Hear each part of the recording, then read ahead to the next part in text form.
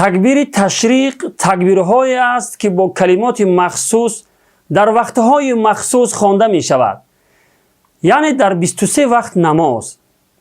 بعد از سلام دادن از نمازهای فرض متصل تکبیر گفته می شود.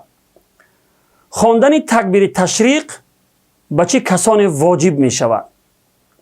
در این بابت در نزد علمای مذهب حنفی فتوا بر این قول است که خواندن تکبیر تشریق بر مرد و زن، بر مقیم و مسافر، بر کسانی که به جماعت نماز می‌خوانند و یا تنها گذارند، بر همه آنها بعد از نمازهای فرضی یک بار خواندن تکبیر تشریق واجب است. تنها فرق همین است که مردها با آواز بلند، زنها با آواز پست می‌خوانند.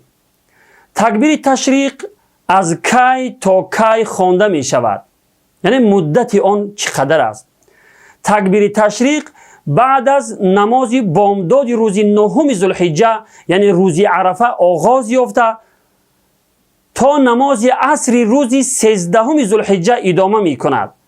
روز عرفه یک روز پیش از عید قربان است. خلاصه در 23 وقت نماز متصل بعد از سلام دادن از نمازهای فرض تکبیر تشریق خوانده می شود.